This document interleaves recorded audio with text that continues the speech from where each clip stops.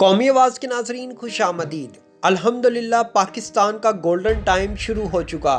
پوری دنیا کی نظریں اس وقت پاکستان پر ہیں۔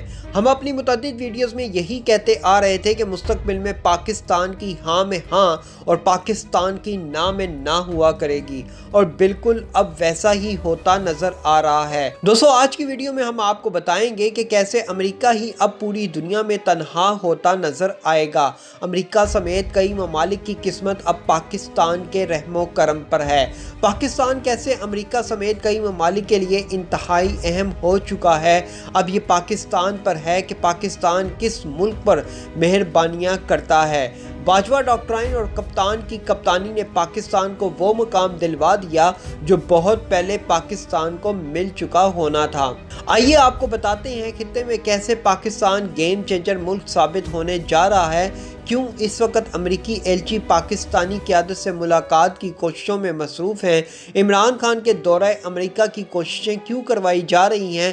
آئیے ویڈیو میں انتہائی اہم خبر کی طرف چلتے ہیں۔ دوستو، ویڈیو میں آگے بڑھنے سے قبل اگر آپ نے قومی آواز کو ابھی تک سبسکرائب نہیں کیا تو اسے سبسکرائب اور بیل آئیکن پر کلک ضرور کریں، کیونکہ یہ میری اور آپ کی نہیں بلکہ پوری قوم کی آواز ہے۔ امریکہ کی ایشیا سے مکمل طور پر چھٹی کا مکمل پلان بنا لیا گیا۔ امریکہ چاہتا ہے کہ وہ افغانستان میں رہ کر چین، پاکستان اور ایران کو کنٹرول کرے، لیکن باجوہ ڈاکٹرائن اور کپتان کی کپتانی نے ایسے باؤنسر کروانے شروع کر دیے ہیں کہ جو بائیڈن انتظامیہ کو سمجھ نہیں آ رہی کہ وہ کرے تو کیا کرے۔ آپ یوں سمجھ لیں، چین نے جیسے اس ریجن میں انڈیا کو تنہا کر دیا، اب بالکل اسی منصوبے کے تحت امریکہ کو بھی اس خطے سمیت پوری دنیا میں تنہا کرنے کی سازش انتہائی اگلے لیول پر پہنچ چکی ہے۔ افغان امن معاہدے میں جہاں امریکہ سمیت دیگر نیٹو فورسز نے مئی میں فوجی انخلا کی بات کی تھی، اب اس معاہدے میں امریکہ اور اس کی اتحادی فورسز نیٹو میں دراریں پڑ گئی ہیں۔ نیٹو فورسز کے کئی ممالک نے اپنی فوجیں افغانستان سے نکالنے کا اعلان کر دیا ہے۔ نیوزی لینڈ کی وزیر اعظم نے باقاعدہ اعلان کر دیا کہ وہ مئی میں افغانستان سے اپنی فوجیں واپس بلا لیں گی۔ کینیڈین وزیر اعظم نے بھی جو بائیڈن کی بات ماننے سے انکار کرتے ہوئے افغانستان سے اپنی فوجیں واپس بلانے کا عندیہ دے دیا ہے۔ اس تمام صورتحال میں اب روس نے باقاعدہ انٹری دے دی ہے۔ روسی وزارت خارجہ کی طرف سے جاری بیان میں کہا گیا کہ روس پاکستان افغان امن عمل میں پاکستان کی حمایت کرتا ہے۔ تعطل کا شکار افغان امن عمل کو دوبارہ شروع کرنے کے لیے روس اس ماہ کے آخر میں ماسکو میں ایک اہم اجلاس منعقد کر رہا ہے، جس میں پاکستان بھی شرکت کرے گا۔ 21 فروری کو عہدیداروں اور سفارتی ذرائع نے اجلاس میں اسلام آباد کی موجودگی کی تصدیق کر دی ہے، جو اس بات کو یقینی بنائے گی کہ افغانستان میں امن کے لیے ایک بار پھر کوششیں جاری ہیں۔ دوستو، افغان امن عمل کو جاری رکھنا در حقیقت امریکی انتظامیہ کے لیے ایک بہت بڑا جھٹکا ہے، کیونکہ امریکہ نہیں چاہتا کہ افغانستان میں امن قائم ہو، لیکن اس تمام صورتحال کے برعکس روس نے افغان امن عمل کو سپورٹ کر کے امریکہ کو ایک بہت بڑا جھٹکا دے دیا ہے۔ امکان ہے اس اجلاس میں امن عمل کے لیے اجتماعی طریقہ کار تیار کرنے کے لیے پاکستان، امریکہ، چین اور ایران کی شرکت ہوگی۔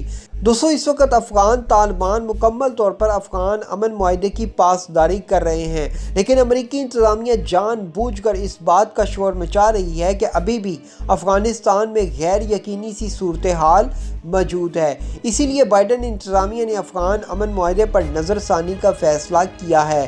تاہم روس انٹرا افغانی کی بحالی کے ساتھ ساتھ وسیع تر علاقائی اتفاق رائے کے لیے بھی کوششیں کر رہا ہے۔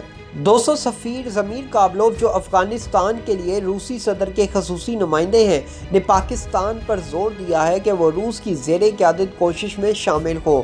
وہ حال ہی میں پاکستان کو جہاز پر لانے کے لیے اسلام آباد پہنچے تھے، اگرچہ اس کی ابھی تک سرکاری طور پر تصدیق نہیں ہو سکی، لیکن ایکسپریس ٹریبیون نے کہا ہے کہ پاکستان اس اقدام کی حمایت کرتا ہے اور ماسکو کے شروع کردہ اجلاس میں شرکت کرنے کا امکان ہے۔ اخبار نے نے ایک ذرائع کے حوالے سے نقل کیا کہ پاکستان افغانستان میں امن کے لیے کسی بھی کوشش کی حمایت کرتا ہے۔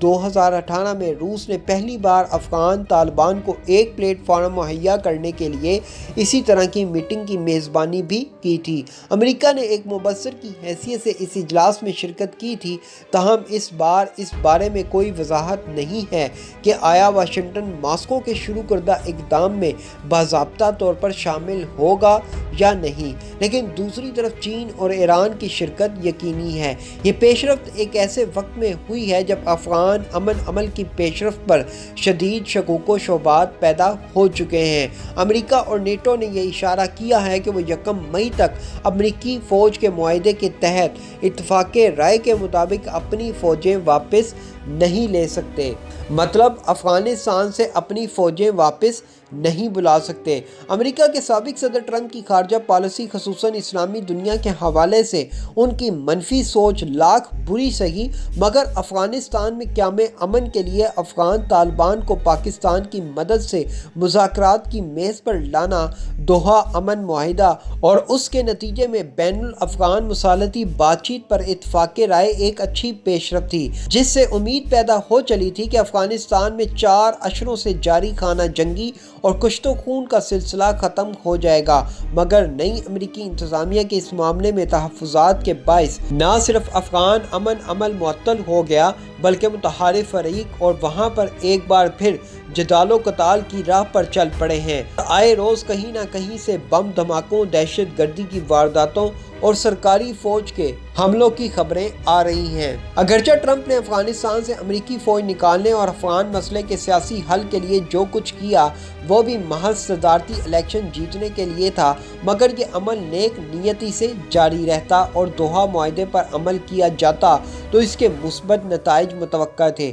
معاہدے کے تحت امریکہ نے 1 مئی تک افغانستان سے اپنی فوجیں نکالنا تھیں، لیکن نئے صدر جو بائیڈن نے معاہدے کی اس شق پر نظر ثانی کا اعلان کر دیا ہے، گویا امریکہ فی الحال فوجیں نہیں نکالے گا، جبکہ طالبان کا پہلا مطالبہ ہی غیر ملکی فوجیں نکالنا ہے۔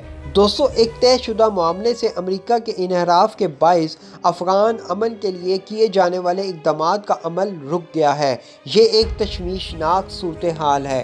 اس پر قابو پانے کے لیے روس کے میدان عمل میں آنے کی اطلاعات منظر عام پر آئی ہیں۔ سفارتی ذرائع کے مطابق روسی صدر پیوٹن کے خصوصی نمائندے ضمیر کابلوف کا دورہ اسلام آباد اسی سلسلے کی ایک کڑی تھا۔ بتایا گیا کہ روس نے افغان مسئلے پر اس ماہ کے آخر میں ماسکو میں علاقائی ممالک کا اجلاس بلا لیا ہے، جس میں شرکت کے لیے پاکستان، ایران نے روس کی دعوت قبول کر لی ہے۔ دوستو، روس افغانستان میں تمام افغان گروپوں پر مشتمل حکومت چاہتا ہے اور اس سلسلے میں خطے کے ممالک میں وسیع تر اتفاق رائے سے ایک مشترکہ میکانزم کی تشکیل کا خواہش مند ہے۔ یہ ایک اچھی کوشش ہے۔ اجلاس میں شرکت کے لیے روس نے امریکہ اور کابل حکومت کو بھی دعوت دی ہے، لیکن سفارتی مبصرین کے مطابق ان کے شریک ہونے کا امکان نہ ہونے کے برابر ہے۔ اگر روس کی یہ کوشش بھی ناکام ہو گئی تو افغان مسئلے کا سیاسی حل مزید تاخیر کا شکار ہو جائے گا، جس سے پاکستان کا متاثر ہونا فطری امر ہے۔ ایسی مزید معلوماتی ویڈیوز دیکھنے کے لیے قومی آواز کو سبسکرائب اور بیل آئیکن پر کلک ضرور کریں، کیونکہ یہ میری اور آپ کی نہیں بلکہ پوری قوم کی آواز ہے۔